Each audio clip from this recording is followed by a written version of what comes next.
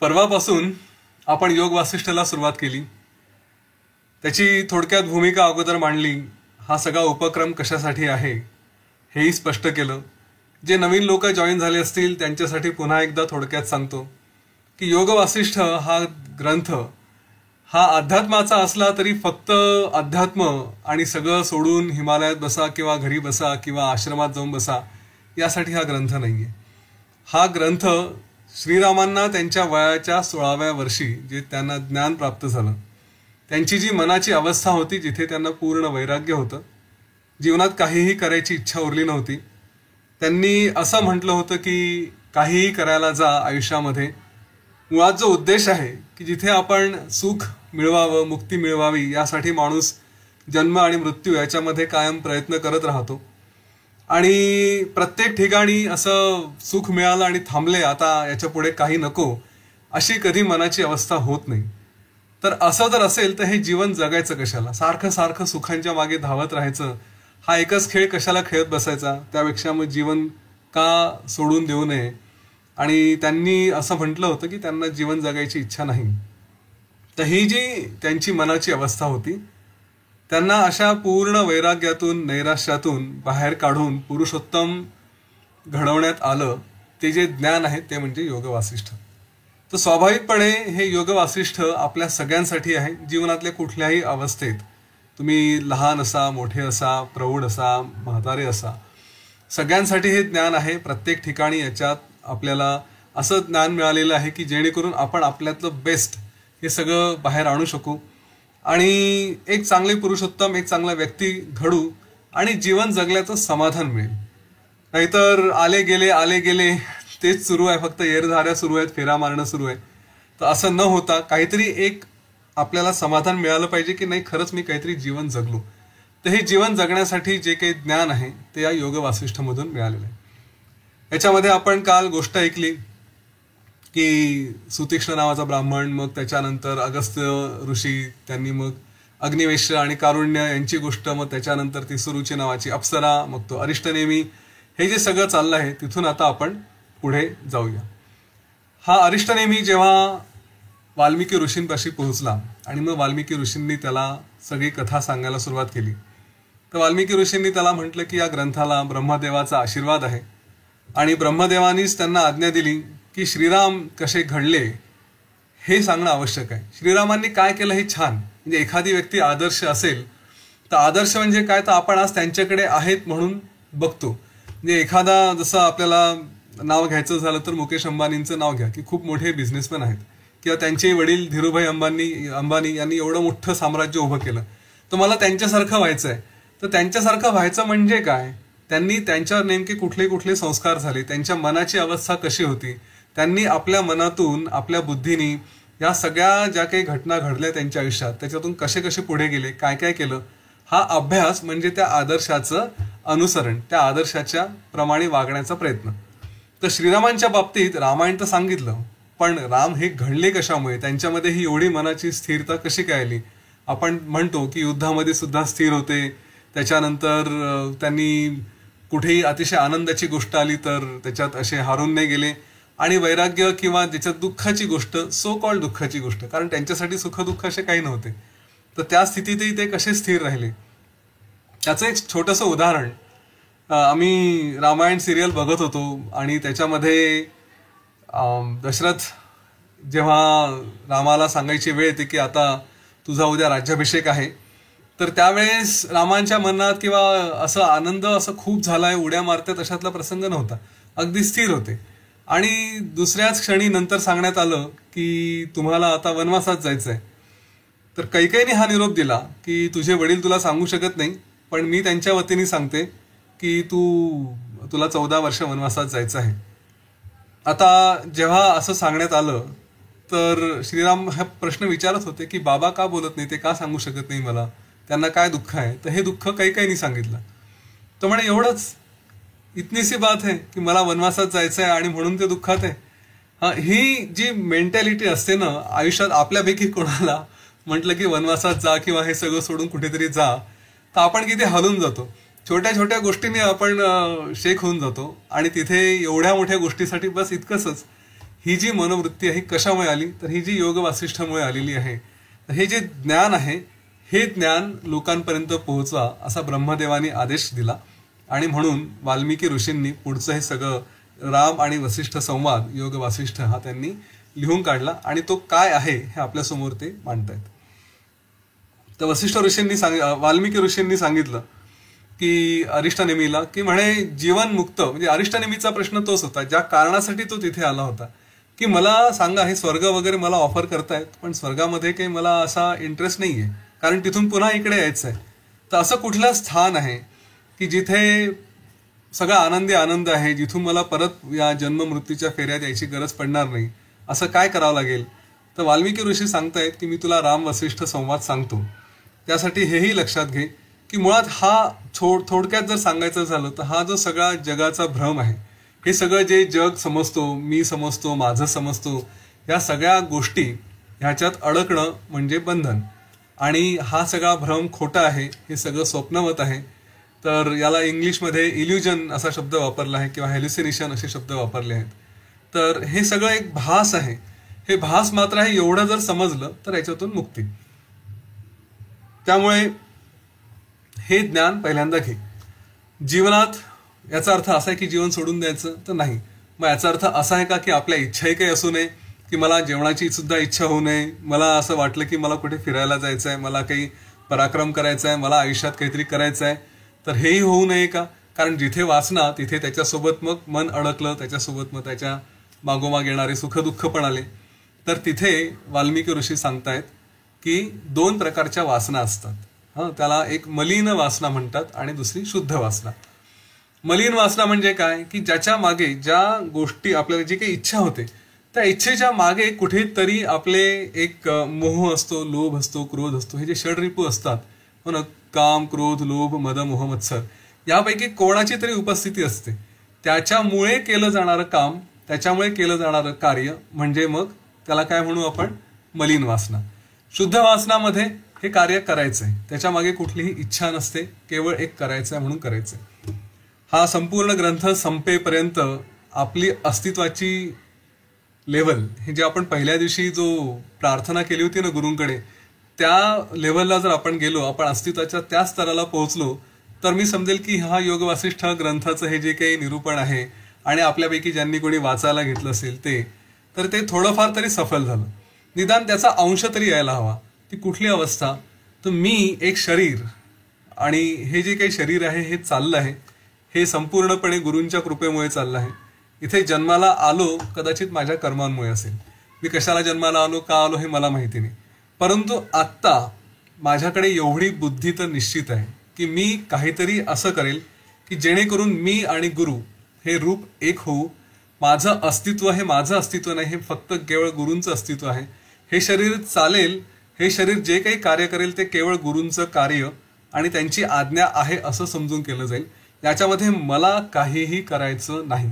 माझं अस्तित्व हे माझं अस्तित्वच नाहीये. हे शरीर दिसतंय, हा श्वास चाललाय, तो केवळ गुरुकृपा आणि त्याच्यामुळे प्रत्येक कार्य हे त्यांच्यासाठी असेल.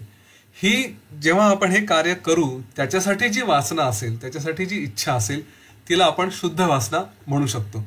त्यामुळे थोडक्यात हा फरक की ज्याच्या मागे काहीतरी उद्देश आहे, तो उद्देश घेऊन जेव्हा करायला जातो, तो चांगला असेल, वाईट असेल, कुठलाही असेल, पण त्या उद्देशासोबत त्याचे फळं, त्याची अपेक्षा, या सगळ्या गोष्टी येतात, तर तेव्हा ती मलिन वासना म्हटली जाईल. आणि जिथे केवळ माझं अस्तित्व आहे, हे अस्तित्व गुरूंच्या कृपेने चाललंय आणि त्यांच्यासाठी काही करायचं असेल, तर ती शुद्ध वासना. आपल्यापैकी काही जण गुरु नाही पण देवभक्त असतील, कोणी कृष्ण भक्त असेल, कोणी शिवभक्त असतील, कोणाला गुरु नसतील किंवा ते या देवांनाच गुरु मानत असतील, जे काही असेल आपलं, पण स्वतःला त्याच्याशी एकरूप करायचं आणि ते आपलं अस्तित्व समजायचं. जेव्हा ही भावना आहे तेव्हा ते त्याला शुद्ध वासना म्हणते. आणि मग इथे वाल्मिकी ऋषींनी ही गोष्ट सांगायला सुरुवात केली. त्यांनी सांगितलं की प्रभू श्रीराम हे दशरथाकडे राहत असताना त्यांचं शिक्षण वगैरे पूर्ण झालं आणि त्याच्यानंतर ते दशरथाकडे राहायला आले, आपल्या घरी राहायला आले. इथे अरिष्टनेमींनी पुन्हा एक प्रश्न विचारलाय. हा फार कमी ग्रंथांमध्ये असा अचानक कॅच केला गेलेला आहे, पण जे मूळ योग वासिष्ठ आहे त्याच्यामध्ये हा प्रश्न आलाय. त्यांनी विचारलं, राम म्हणजे कोण, कुठल्या रामाबद्दल बोलताय तुम्ही. इथे ना अरिष्टनेमीची बुद्धी ही खरंच वाखाणण्यासारखी आहे. म्हणजे असं कुठलीही गोष्ट ज्याला संशय असेल असा संशय सोडलेला नाही. मुळातच स्वर्गाची ऑफर आल्यानंतर त्याच्याबद्दल प्रश्न विचारणं, त्याच्यानंतर सगळे तिथून मार्ग बाहेर काढणं, आता नाही मला गोल अचीव करायचा आहे, तो गोल सोडायचा नाही आणि अधेमध्ये येणारे गोल हे घ्यायचे नाही, कारण शेवटपर्यंत मला जायचं आहे, हे उद्दिष्ट ठेवलेलं. आणि आता सांगायला सुरुवात केल्याबरोबर पहिला प्रश्न की तुम्ही रामाबद्दल बोलताय, पण राम म्हणजे नेमकं कोण? आणि मग त्याच्यावर वाल्मिकी ऋषींनी संपूर्ण रामाची कथाही सांगितली. आज आपण त्या कथेत जाणार नाही. म्हणजे विष्णूचा अवतार, मग विष्णूने रामाचा अवतार का घेतला, तर त्याला विष्णूंना जे काही वेगवेगळे शाप मिळालेले होते त्या शापांचा परिणाम म्हणून श्रीरामांचा अवतार झालेला आहे. तर मूळ योग वासिष्ठमध्ये ही सगळी कथा आली आहे की श्रीरामांचा अवतार का झाला आणि त्यांनी पृथ्वीवर का यावं लागलं, त्यांना पत्नीचा वियोग का सहन करावा लागला. तर पुराणात ज्या कथा आहेत, ज्या गोष्टी आहेत, त्याच्यामध्ये असं सगळं दिलेलं आहे की त्यांना यांचा शाप होता, त्यांचा शाप होता, असं सगळं झालंय. तर त्याच्यामुळे ते सगळं सांगितलं आणि मग सांगितलं की हे अयोध्येचे राजकुमार दशरथाचे पुत्र प्रभू श्रीराम होते आणि त्यांची मी गोष्ट सांगतो आहे, असं वाल्मिकी ऋषींनी सांगितलं. आणि मग पुढे त्यांनी सांगायला सुरुवात केली की हे श्रीराम आपल्या वडिलांच्या घरी नांदत असताना त्यावेळेच्या प्रथेप्रमाणे त्यांनी असा विचार केला आणि त्यांना असं लक्षात आलं की आपण आता तीर्थयात्रा करायला हवी, जगाचं भ्रमण करायला हवं, आपण वेगवेगळ्या ठिकाणी जाऊन फिरून यायला हवं. हा विचार त्यांनी केला. ते आपल्या वडिलांकडे गेले, त्यांची परवानगी घेतली की मला आता हे सगळं फिरून यायचं आहे, जग समजून घ्यायचं आहे. आणि मग त्यांच्या वडिलांनी त्यांच्यासोबत वेगवेगळे जे कोणी ऋषी असतील, मंत्री असतील, सेवक असतील, हे सगळा लवाजमा दिला आणि त्यांना सांगितलं की तुम्ही जा, तीर्थयात्रा करून या. आता हा जो प्रवास होता, हा जो भ्रमणचा प्रकार आहे, हाही थोडा एकदा समजून घेऊ. गेल्या 2 वर्षात, ऑलमोस्ट 2 वर्ष झाली, या 2 वर्षामध्ये भ्रमण आपला हा जो प्रकार आहे हा थोडा कमी झाला. घरात वेगवेगळे डिव्हायसेस आहेत, इलेक्ट्रॉनिक डिव्हायसेस, त्याच्यामध्येच आपण मोस्टली अडकून पडलो आणि भ्रमण हा शब्द विसरून गेलो. भ्रमणचा खरा अर्थ काय, तर चंद्रगुप्ताची जी गोष्ट आहे, चाणक्य चंद्रगुप्त, याच्यामध्ये चाणक्यानी चंद्रगुप्ताला सांगितलं होतं की तुझं सगळं शिक्षण पूर्ण झालं गुरुकुलमधलं, पण याचा अर्थ असा नाही की तुला सगळं समजलंय. जेव्हा तू ग्राउंडवरती जाशील, जमिनीवरती तू जेव्हा वेगवेगळ्या लोकांमध्ये फिरशील, तेव्हा तुला कळेल की शालेय शिक्षण आणि वास्तव या दोघांमध्ये किती फरक आहे. आणि हे वास्तव समजणं हे आवश्यक आहे. नाही तर आपण बऱ्याचदा शाळेत शिकतो, आपल्या पुस्तकांमध्ये शिकतो, जगाची बरीचशी माहिती घेतो, पण त्यापेक्षा जेव्हा बाहेर पडतो तेव्हा वास्तव हे पूर्णपणे भिन्न असतं. आणि हे काय आहे हे जर समजायचं असेल तर त्यासाठी भ्रमण करणं आवश्यक आहे. मुळात भ्रमणचा अर्थच असा आहे की भ्रम नाहीसा होणं, भ्रम न, म्हणून त्याला भ्रमण असं पूर्ण म्हटलेलं आहे. आणि हे भ्रमण जे करतील त्यांना वास्तव कळायला लागतं, जीवन समृद्ध होतं. आपल्यातले जे कोणी एक सहज पर्सनॅलिटीमध्ये दिसून येणारा फरक म्हणून सांगायचं असेल तर जे सतत घरात किंवा ऑफिसमध्येच राहतात आणि बाहेर जास्त फिरायची संधी मिळत नाही, ते त्यांचं जीवन हे साधारण, त्यांना जगाचं एक्सपोजर याला म्हणतात ते कमी आहे. आणि दुसरीकडे जे मार्केटिंगमध्ये वगैरे असतात किंवा सेवेमध्ये असतात की जे सारखे इकडे तिकडे लोकांमध्ये संपर्कात असतात, जे प्रचारक असतील, जे कुठल्या प्रकारचे कार्य करणारे असतात, त्यांना जीवनात त्यांचं जीवन समृद्ध असतं, त्यांना जीवनाचे वेगवेगळ्या प्रकारचे रंग माहिती असतात, लोकांबद्दल माहिती असते. तर हे जे या छोट्याशा जीवनामध्ये अनेक प्रकारचे अनुभव घेऊन आपलंही जीवन समृद्ध करायचं, तर त्याचा एक सोपा मार्ग म्हणजे भ्रमण. आपल्याला ती संधी उपलब्ध आहे का? अनेक जण म्हणतील की मला कुठे जाता येत नाही किंवा मी कामात बिझी आहे किंवा कसं. तर थोडीफार सेवा करण्याची जी संधी असते, जिथे कुठे आपल्याला ज्या कुठल्या संस्थेकडे आपण कार्य करत असाल त्याच्या माध्यमातून आपल्याला सेवा करण्याची संधीही मिळते. आणि या संधीच्या माध्यमातून आपण लोकांना समजू शकतो, अनेक लोकांशी चर्चा होते, आपल्याला लोकांचे सुखदुःख कळतात. या सगळ्याचा सगळ्यात मोठा फायदा हा आहे की ज्या इतरांचे दुःख कळतात ना, तेव्हा आपल्याला आपले दुःख हे अगदी टीसभर वाटायला लागतं. एरवी तर आपण आपल्या आयुष्यात रडत राहतो की मला हा त्रास आहे, मला तो त्रास आहे, अमुक आहे, ढमुक आहे. परंतु जेव्हा 4 लोकांशी चर्चा केली तर कळतं की अरे आपण तर फार सुखी आहोत. छोटंसं उदाहरण देतो. आमच्या परिसरात आम्ही जेव्हा एक ब्लेसिंग कॅम्प्स घ्यायचो, म्हणजे आमच्या गुरूंचे घरोघरी जाऊन आशीर्वाद द्यायचो, तेव्हा लक्षात यायचं की छोटंसं घर आहे, अगदी 8x8, 10x10ची खोली असेल, परंतु त्या खोलीमध्ये सुद्धा सुखाने नांदणारे लोक आहेत. आणि त्यांचे प्रत्यक्षात आपल्या दृष्टीने तर बरेच दुःख आहेत. अगदी पाणी सुद्धा येत नाही, पाणी आणण्यासाठी सुद्धा कुठेतरी जावं लागतं आणि आपल्याला नळ सुरू केला की पाणी बघण्याची सवय. तर या गोष्टींवरती सुद्धा अनेकदा आपल्या तक्रारी असतात आणि त्यांच्याकडे तक्रारी हा विषयच नाही राहत. तेव्हा लक्षात येतं की आपण बरेच समृद्ध आहोत आणि यांनी आपल्या मनाची अवस्था चांगली व्हायला मदत होते. त्यामुळे भ्रमण प्रत्यक्षात असं बॅग घेऊन कुठेतरी फिरायलाच गेलो पाहिजे असं आवश्यक नाही, पण सेवा अवश्य करावी. जिथे जिथे शक्य असेल तिथे तिथे सेवेमध्ये इन्व्हॉल्व्ह होऊ शकता. आर्ट ऑफ लिव्हिंगकडून एक विषय, थोडं विषयांतर होत आहे पण सांगून देतो. आर्ट ऑफ लिव्हिंगकडून एक व्हॉलंटिअर फॉर हॅपियर महाराष्ट्र, एका आनंदी महाराष्ट्रासाठी सेवा करा असं एक सध्या अभियान सुरू आहे. आपल्यातल्या कोणाला जर त्याच्यात जोडून घ्यायचं असेल तर जरूर जोडून घ्या. ही एक चांगली संधी आहे की याच्या निमित्ताने आपण आपलं स्वतःचं जीवन समृद्ध करू. सेवा करताना ना एक पक्की गोष्ट लक्षात ठेवा. आजपर्यंत मी जितक्या सेवा प्रोजेक्टमध्ये इन्व्हॉल्व्ह झालो आहे, मला एक गोष्ट स्पष्ट जाणवली की सेवा करताना मी इतरांसाठी करतो आहे असं कधीच होत नाही. सेवा करतोय ती माझ्या स्वतःच्या आनंदासाठी. तुम्ही कोणालाही बघा, आतापर्यंत जे जे कोणी मोठे झालेले असतील त्यांना जर म्हटलं तुमचं हे प्रोजेक्ट सोडून त्या प्रोजेक्टमध्ये जा, म्हणजे कोणी समजा नदी बचावसाठी कार्य करत असतील आणि त्यांना म्हटलं नदी बचाव सोडून तुम्ही दुसरीकडे जा, तर ते जायला तयार होत नाही, कारण त्यांचा आनंद मूळ त्या गोष्टीमध्ये असतो.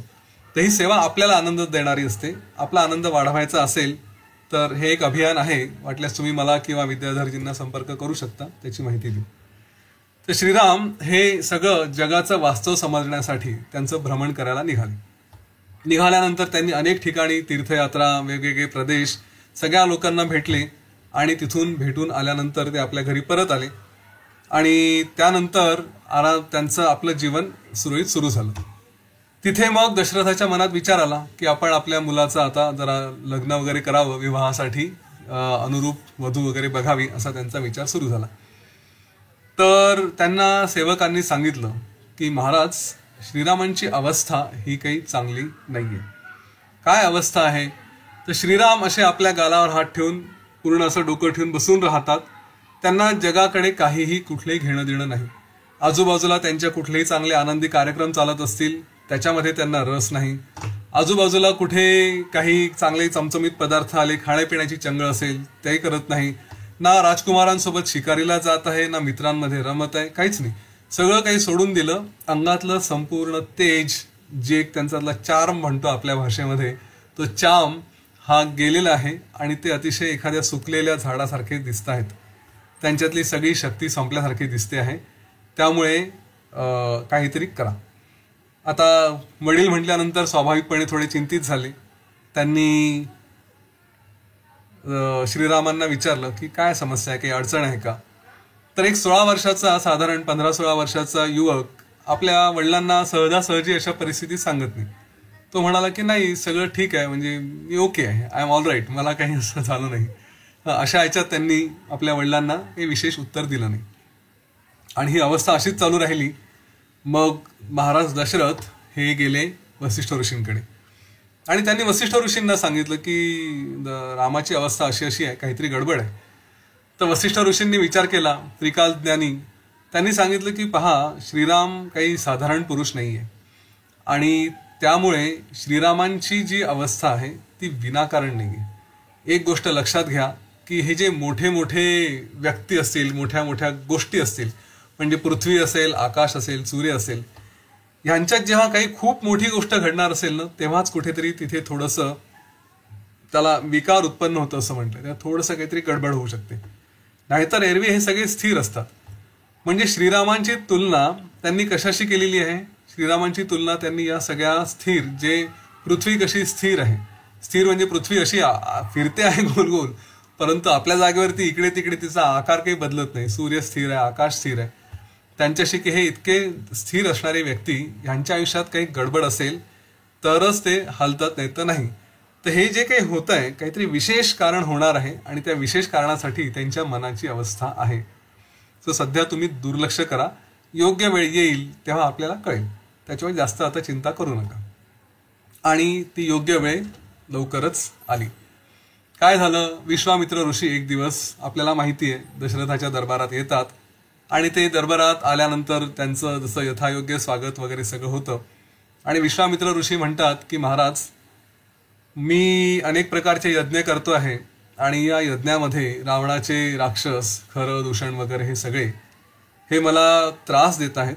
त्या यज्ञामध्ये ते नको नको त्या गोष्टी टाकतात, माझ्या आहुती सगळ्या खराब करतात आणि त्यामुळे मी यज्ञ करू शकत नाही, माझा यज्ञ पूर्णत्वाला जात नाही.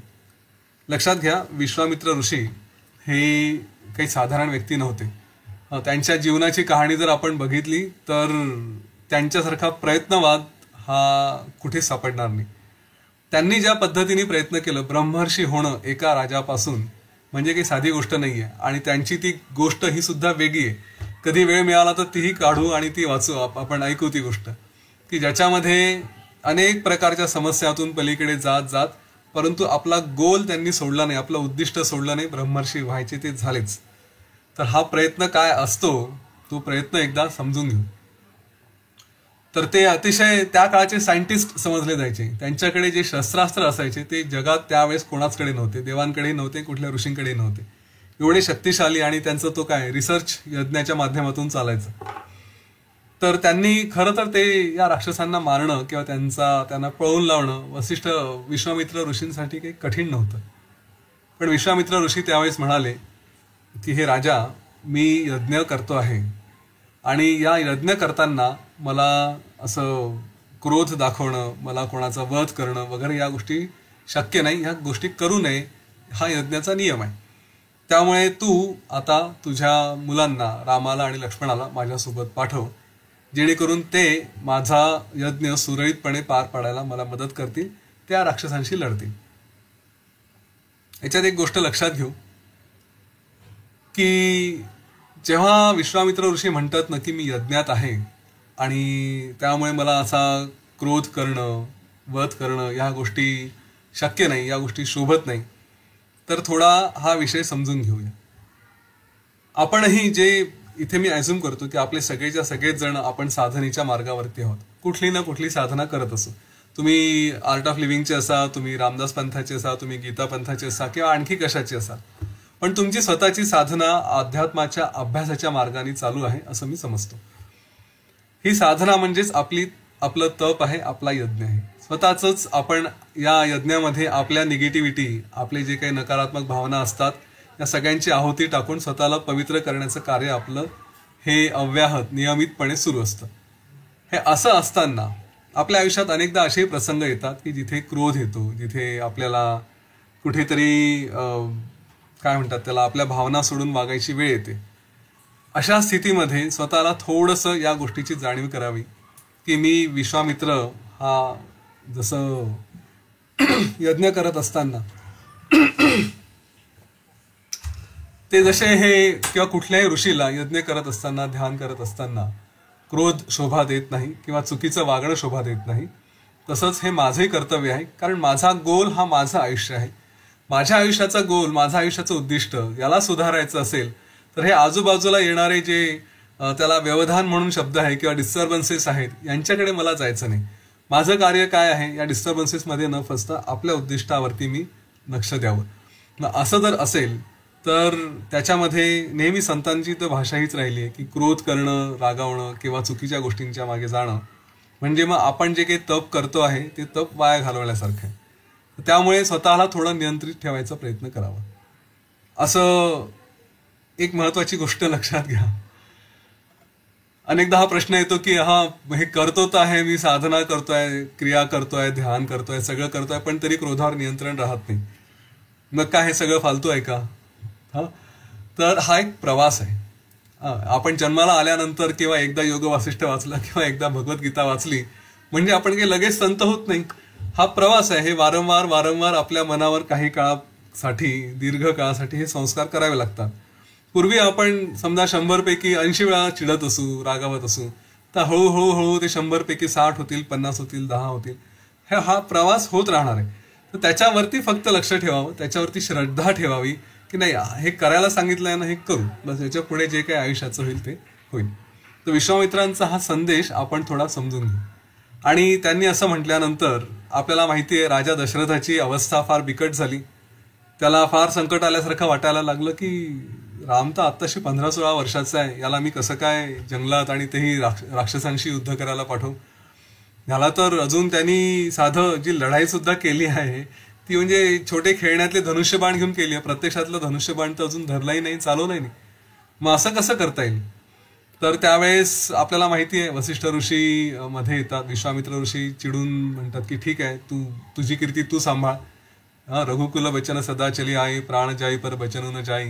हे जे वाक्य आहे ते आता तुझ्यामुळे तुझं वचन तू धुळीस मिळवतोयस, तर ठीक आहे मी चाललो. त्यावेळेस वसिष्ठ ऋषी मध्ये पडतात आणि ते सांगतात दशरथाला, थोडक्यात जे सांगतात सगळ्यात महत्वाचा विषय, की जो विश्वामित्रांच्या सोबत आहे त्याच्यावर संकट येईल असं समजणं चुकीचं आहे, पहिली गोष्ट. आणि दुसरी गोष्ट की राम तू जे समजतो तसा साधा पुरुष नाही आहे, राम विशेष आहे. मग हे सगळं सांगितल्यानंतर जेव्हा दशरथ महाराज कन्व्हिन्स होतात, त्यांना पटतं, तेव्हा मग म्हणतात की ठीक आहे, रामाला बोलवण्यात यावं. तर रामाला बोलवण्यात यावं हे म्हटल्यानंतर त्यांचा जो श्रीरामांचा दूत असतो, त्यांचा सेवक असतो, मुख्य सेवक, तो म्हणतो, महाराज हे काय सांगताय? तुम्हाला माहिती आहे प्रभू श्रीरामांची अवस्था काय आहे. ते स्वतः कुठेही जाऊन युद्ध वगैरे करणं ही तर खूप दूरची गोष्ट आहे. त्यांची अशी अशी अवस्था झालेली आहे, त्यांना आयुष्यात कशातच रस नाही आणि त्यांना जीवन जगण्याची इच्छा नाही असंच दिसतंय. ते शांतपणे बसून राहतात. तर काहीतरी गडबड आहे आणि अशा स्थितीत जाऊन ते युद्ध करतील हे तर अशक्य आहे. हे सगळं वर्णन विश्वामित्र ऋषी ऐकतात. एखादी अज्ञानी व्यक्ती असेल ना, तर त्यांची रिॲक्शन काय असते की त्यांना असं वाटतं, जे दृश्य आहे जे ऐकतो त्याच्यावरती आपण सहज भाळून जातो की हा काहीतरी असं आहे, गडबड आहे, खरंच मोठा प्रॉब्लेम आहे आणि मग तो फिक्स कसा करायचा या बाबतीत बघू आपण, असा विचार केला जातो. पण हे जे ज्ञानी असतात हे त्या प्रॉब्लेमच्या मागे काय असेल ते बघतात. त्यांच्या लक्षात येतं, विश्वामित्र ऋषी सरळ सरळ सांगतात की श्रीरामांना जर असं होत असेल आणि ते अशा रीतीने स्वतःला एक्सप्रेस करत असतील, व्यक्त करत असतील, तर याचा अर्थ काहीतरी चांगला आहे.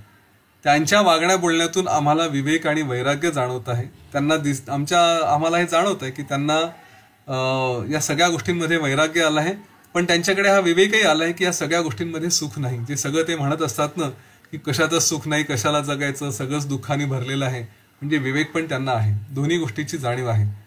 तर त्यांना घेऊन या, आम्ही त्यांच्याशी बोलू आणि त्यांच्या मनावरची सगळी धूळ ही साफ करू, त्यांच्या जीवनात चांगला प्रकाश आणू, जेणेकरून ते ज्या कार्यासाठी त्यांनी जन्म घेतलेला आहे ते कार्य सफल करतील.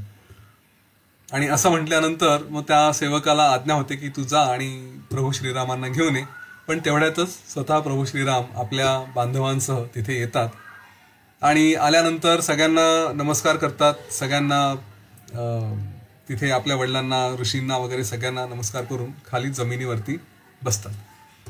आणि बसल्यानंतर मग दशरथ महाराज त्यांना म्हणतात की अरे माझ्या बाजूला बस, पण तो प्रभू श्रीराम तिथेच जमिनीवरच बसतात. आणि ते महाराज म्हणतात की तुझी जी अवस्था झालेली आहे ती यांना सांग.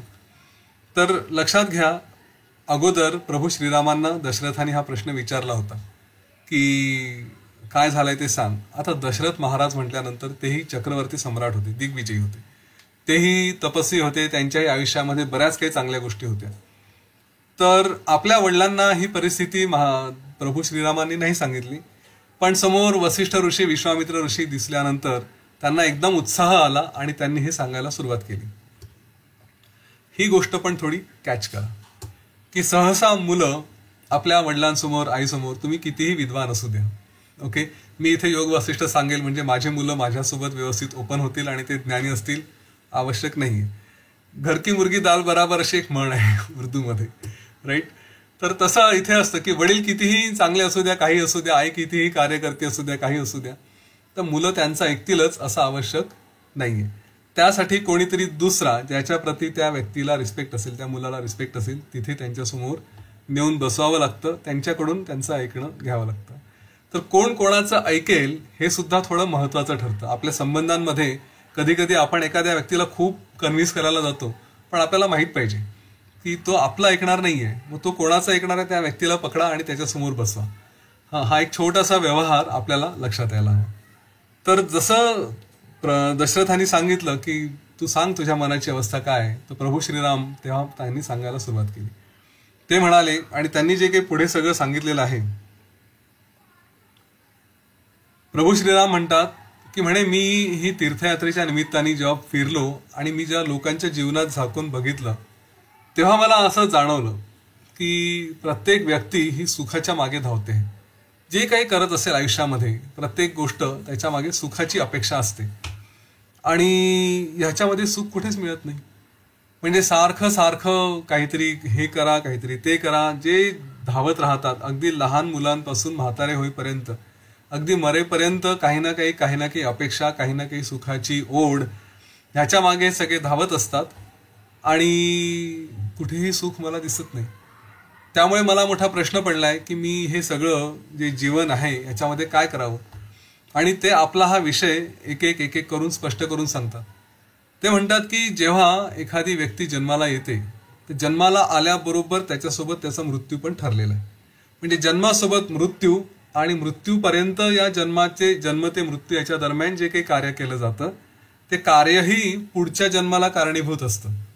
आणि ह्याच्यामुळे जन्म मृत्यू पुनरपि जननम पुनरपि मरणम ही शृंखला सुरूच राहते. आणि ह्या संपूर्ण जो काळ आहे जन्म ते मृत्यू, ह्याच्यामध्ये माणूस सुखाची अपेक्षा करतो आणि मला कुठेही ह्याच्यामध्ये सुख असं दिसत नाही. मग हे दुःख, हा जो काही दुःखाचा काळ हा कसा नष्ट होईल, ह्याच्यातून मी कसा बाहेर पडू शकेल, असं कुठलं स्थान आहे की जिथे गेलो म्हणजे परमनंट सुख मिळू शकेल, कायमस्वरूपी सुखी राहील, असं स्थान मला सांगा, अशी अवस्था मला सांगा, जेणेकरून मी त्याचा मार्ग स्वीकारू शकेल. त्यानंतर ते म्हणतात की या प्रत्येक व्यक्तीच्या जे काही जीवन जगतायत त्यांची इच्छा अशी असते की आपण सतत तरुण राहावं. आपल्यापैकी बहुतेकांना हे वाटतं. म्हणून आपण जे लहान असतो, लहान असताना मोठं व्हावं, मोठं म्हणजे तरुण झालो की त्याच्यानंतर जेव्हा पुढे जायला लागतो तेव्हा असं वाटतं नाही आता आपण पुन्हा मागे जावं, निदान नाही बालपण पण तरुणपण आपल्याकडे कायम असावं. तर ही जी सतत तरुण राहावी ही इच्छा असते पण ते काही होत नाही. हळूहळू प्रौढत्व, वार्धक्य, म्हणजे म्हातारपण हे आपल्यावरती पगडा करायला लागतं. आपण हळूहळू त्या दिशेने जायला लागतो. तो म्हणतात मग अशी कुठली स्थिती आहे आयुष्यातली की ज्याच्यामध्ये माणूस सुखी राहील, लहानपणी सुखी राहील की प्रौढपणी सुखी राहील की म्हातारपणी सुखी राहील, हे सुद्धा मला कळणं आवश्यक आहे. त्यानंतर मग ते सांगतात की असं जर जीवन असेल की जिथे तुम्ही वेगवेगळ्या गोष्टींच्या मागे लागतायत आणि सुखाची अपेक्षा करतात, तर हे तर प्राण्यांचंही जीवन आहे. प्राणी सुद्धा असेच भटकत राहतात, इकडे तिकडे फिरत राहतात, ते पण असंच करतात. मग वेगळं काय, मी माणूस म्हणून वेगळं काय करतोय, माझ्याकडे असं ज्ञान किंवा असा काय प्रकारच नाही, कारण ते जसं करतायत तेच मी करतोय. काल आपण या विषयावरती बोललो होतो की बस खाणं पिणं, आपले उपभोग घेणं वेगवेगळ्या गोष्टींचे, इकडे फिरा तिकडे फिरा, काय सुख घ्यायचे असतील ते घ्या, प्रजनन करा, मुलं वाढवा आणि एक दिवस मृत्यू, हे जर आयुष्यात होणार असेल तर मग माझ्यातून प्राण्यांमध्ये फरक काय राहिला.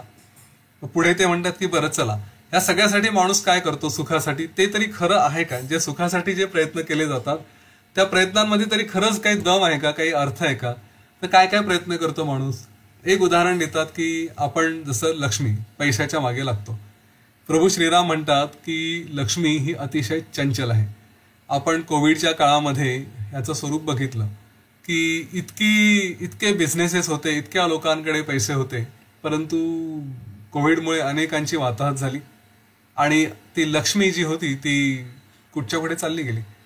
त्याच्यामुळे कित्येकांचं घरदार रस्त्यावरती आलं. हे सगळं आपण बघितलेलं आहे, काही नवीन नाही. प्रभू श्रीराम तेच सांगतायत की लक्ष्मी चंचल आहे, परंतु ह्या चंचल लक्ष्मीच्या मागे लोक संपूर्ण आयुष्य घालवतात. मी विसरून जाण्याच्या अगोदर एक महत्वाची गोष्ट सांगतो. लक्ष्मीच्या मागे लागणं हे गैर नाही. ओके, पैसे कमावणं हे गैर नाही. या गोष्टीवरती माझा पक्का विश्वास आहे आणि मी तो तुमच्यासमोर तेवढाच या पैसे कमावण्याचा हिरिरीने पुरस्कार करेल की पैसे कमावणं हे गैर नाही. आपण लहानपणापासून दुर्दैवाने का होईना पण जे काही सिनेमे वगैरे बघितले असतील, अगदी अँग्री यंग मॅनचे बघितले असतील आपल्यातल्या बऱ्याच जणांनी, तर त्याच्यामध्ये सहसा काय दाखवलंय की जो व्हिलन आहे तो श्रीमंत, टाय कोट घातलेला, मोठा बंगला, अशा प्रकारचं स्वरूप, आणि जो हिरो आहे तो साधारण गरीब झोपडीत राहणारा. हे जे चित्र आपल्या मनावर बिंबवलं गेलं आहे वारंवार, आणि या विषयावरती मी वारंवार बोलेल या योग वसिष्ठच्या सत्रांमध्ये, की आपल्या इम्प्रेशन्स काय झाले की पैसा नको.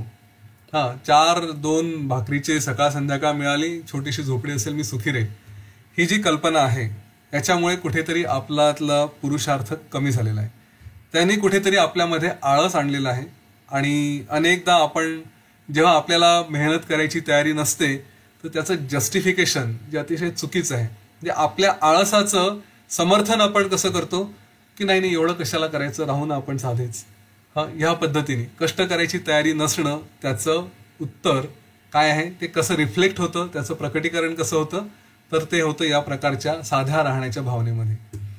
लक्ष्मी कमवणं हे चुकीचं नाही. जेव्हा आपण प्रभू श्रीराम घ्या, श्रीकृष्ण घ्या, नाही तर आणखी कोणी घ्या, ह्यांच्याकडे प्रचंड संपत्ती होती, अष्टलक्ष्मी यांच्याकडे नांदत होती, सगळ्या प्रकारची संपत्ती, सगळं काही होतं.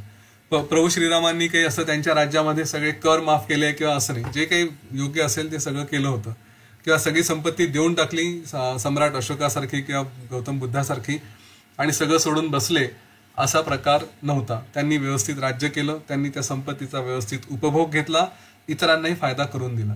आपण फक्त स्वतःसाठी जन्माला नाही आलो, आपण या समाजासाठी सुद्धा देणं लागतो. आणि मला वाटतं काल परवा मी हे म्हटलं असेल, नसेल म्हटलं तर पुन्हा तो सांगतो की आपण सगळे अध्यात्माच्या मार्गावर चालणारे, आपण सगळे उच्च आचार विचार बाळगणारे असे लोक आहोत. मग आपण लक्ष्मीच्या बाबतीत मागे का राहायचं, आपण त्या बाबतीतही श्रेष्ठ व्हायचं. कारण त्या लक्ष्मीचा उपयोग, लक्ष्मी जी काही आहे, जे काही इकॉनॉमिक्सच्या दृष्टीने हा पैसा आहे तो आहे, हा जर चांगल्या लोकांनी नाही कमवला तर तो वाईट लोक कमवतील, वाईट लोक कमवून ते वाईट गोष्टींसाठी उपयोग करतील. चांगल्या लोकांनी स्वतःला श्रेष्ठ करावं, लक्ष्मीचा मार्ग घेणं हे सुद्धा श्रेष्ठत्वाचा मार्ग आहे, तो घ्यावा आणि त्या पैशाचा सदुपयोग करावा. तुम्हाला दान करायचं असेल चांगल्या कार्यासाठी, जरूर दान करा. दुर्दैवाने अशी परिस्थिती मी वेगवेगळ्या क्षेत्रात, म्हणजे मी अगदी मोठ्यातल्या मोठ्या कंपन्यांच्या सीईओ पासून तर आदिवासी भागांमधल्या छोट्याशा झोपडीमध्ये इथपर्यंत पूर्ण वावरलेलो आहे. आणि जे आयुष्य बघितलं त्याच्यात एक गोष्ट स्पष्ट लक्षात आली की अर्थ, पैसा हा फार महत्वाचा विषय आहे. ज्या चांगल्या लोकांच्या हाती पैसा असेल ते चांगल्या कार्यासाठी वापरतील, वाईट लोकांच्या हाती पैसा आला तर आपण बघतो आहे समाजामध्ये ते वाईट कार्यासाठी जातात. त्यामुळे लक्ष्मीच्या मागे लागणं हे एका वेगळ्या अर्थाने घ्या, ते काय आहे ते समजून घ्या. पैसा कमवणं चुकीचं नाही, आणि इनफॅक्ट मी म्हणेल चांगल्या लोकांनी चांगले पैसे कमवावे, त्याचा सदुपयोग जरूर करावा. परंतु ह्यासाठी एरवी जे केलं जातं, प्रभू श्रीराम जे सांगतायत की ह्यासाठी ज्या गोष्टी केल्या जातात त्या चुकीच्या गोष्टींबद्दल त्यांची हरकत आहे. ते म्हणतात की माणूस पैसा म्हणजे सर्वस्व असं समजून त्याच्या मागे लागतो. त्याला असं वाटतं की पैसा आला म्हणजे सगळ्या प्रकारचे सुख येतील, ह्या सगळ्या प्रकारचे सुख मिळवण्यासाठी मला पैसा कमवणं आवश्यक आहे. मग त्यासाठी ते काय वाटेल ते करतात. काय काय करतात, आपल्याच जवळच्या लोकांना फसवतात, आपल्याच जवळच्या लोकांकडनं उधाऱ्या घेणं, त्यांना फसवणं किंवा त्यांच्याशी भांडण करणं. आपण बघतो प्रॉपर्टीवरती भांडणं होतात, कोणाकडून तरी वेगळ्या व्यवसायासाठी पैसे घ्यायचे त्यांना फसवतात, हे सगळे व्यवहार होतात. ह्याच्यासाठी अगदी आपल्या कुटुंबाला सोडून दूर देशी जाणं, म्हणजे त्याच्यात आई वडील असू द्या, पती असू द्या किंवा पत्नी असू द्या, मुलं असू द्या, यांना सोडून कुठच्या कुठे जाणं, त्या सगळ्या याच्यामध्ये केवळ पैसा पैसा पैसा हा विचार करणं. आणि मग ना कुटुंब राहिलं, ना जबाबदारी राहिली, ना आई वडील राहिले, ना आपले लोक राहिले, ना आपला देश राहिला. ह्या सगळ्या गोष्टींना सोडून कुठेतरी जाणं, हे असले प्रकार लोक त्या लक्ष्मीच्या मागे लागून करतात. आणि याच्यात त्यांना सुख मिळतं का? नाही मिळत. अनेकदा आपण बघितलंय, मध्ये कित्येकदा अशा गोष्टी आलेल्या आहेत की नायजेरिया सारखा देश असेल किंवा आणखी काही देश आहेत की जिथे एका रात्रीतून सत्तापालट झालं. मध्ये आता कुठल्या तरी देशामध्ये हे झालं होतं, सत्तापालट झालं, तुमची संपत्ती वगैरे तिथेच सोडून तुम्हाला सगळं जावं लागलं. अफगाणिस्तान मधलीच गोष्ट आहे, खासदार असलेल्या महिलेला सुद्धा सगळं सोडून परागंदा व्हावं लागलं होतं. ही वस्तुस्थिती होती. तर ही परिस्थिती केव्हाही बदलू शकते. मग या लक्ष्मीवरती भरोसा करण्यात अर्थ आहे का? खरंच लक्ष्मीच्या मागे लागून सुख मिळेल का, हा श्रीरामांचा पहिला प्रश्न. त्याच्यानंतर ते म्हणतात की लक्ष्मीमुळे एखाद्याकडे आलाच पैसा तर त्याच्यासोबत काय येतं, त्याच्यासोबत अभिमान येतो, त्याच्यासोबत उर्मटपणा येतो. जो श्रीमंत झालाय तो बाकी लोकांशी कसा बघतो, कसा बोलतो, पैसा आल्याबरोबर वागणं बोलणं बदलतं. म्हणजे हा ॲरोगन्स, हा उर्मटपणा त्या व्यक्तीमध्ये येतो. श्रीराम सांगतात की असा श्रीमंत सापडणं मुश्किल आहे की ज्याची निंदा होत नाही, असा शूर सापडणं मुश्किल आहे की जो स्वतःची बढाई करत नाही, आणि असा एखादा राज्य करताही सापडणं मुश्किल आहे की जो लोकांप्रती भेदभाव करत नाही, म्हणजे त्याची समदृष्टी असेल असं सापडत नाही. प्रत्येक राज्यकर्ता कुठे ना कुठे हा भेदभाव त्याचा चालू असतो. तर लक्ष्मीचं हे रूप, हे लक्ष्मीचं लक्षण प्रभू श्रीराम यावेळेस सांगतात. त्याच्यानंतर त्यांनी पुढे मग आपल्या अहंकाराबद्दल सांगितलं आहे, आपल्या चित्ताबद्दल सांगितलं आहे, मन, शरीर ह्या सगळ्या गोष्टी सांगितल्या. ह्या सगळ्या गोष्टी ह्या कशा भरोसा ठेवण्यासारख्या नाही आहेत.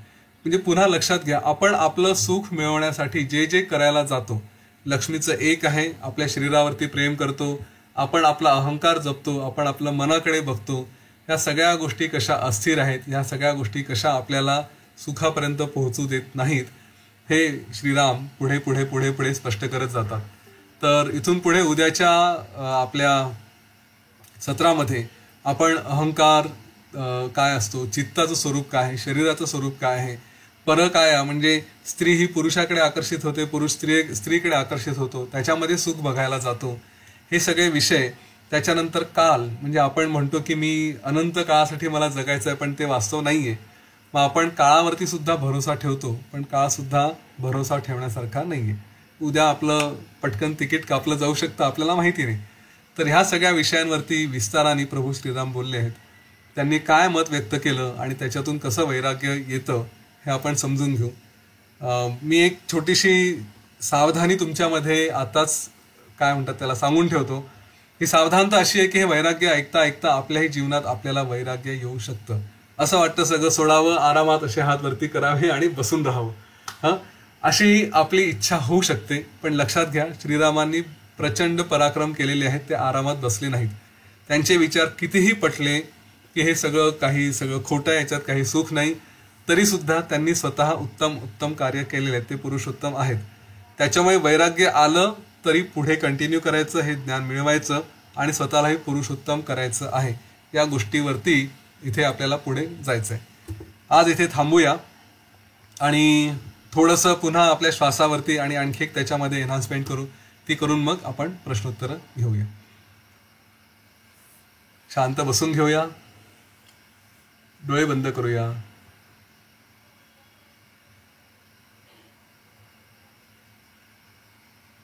सगळं लक्ष आपल्या श्वासावर देऊ.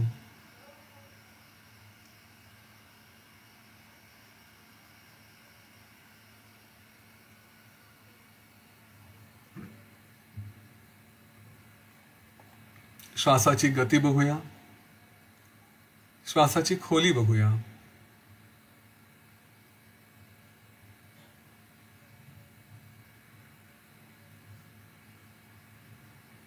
आपल्या हृदयात कुठपर्यंत श्वास येतो आहे ते बघूया. बाहेर कुठपर्यंत जातोय ते बघूया.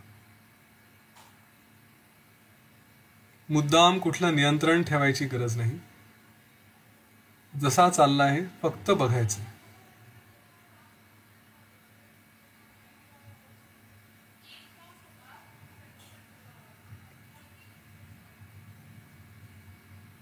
हळूहळू आपला श्वास स्थिर होईल.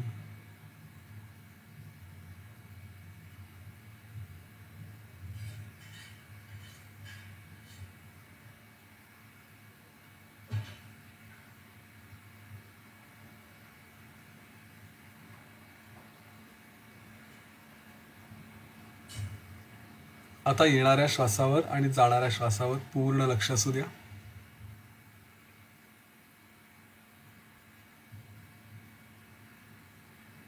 खोल दीर्घ श्वास सुरू आहेत.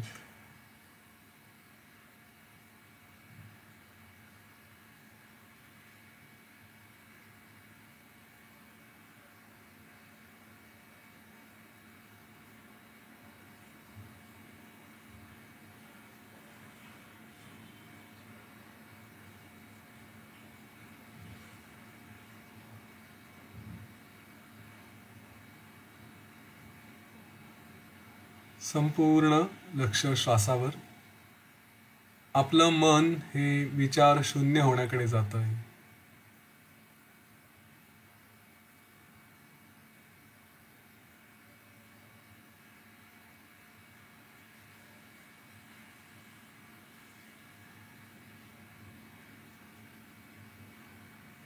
ओम गुरवे नमः.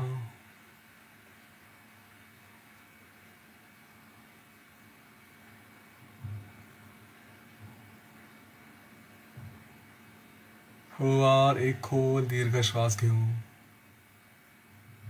आणि सोडून देऊ. आणखी एक खोल दीर्घ श्वास घेऊया आणि सोडून देऊ.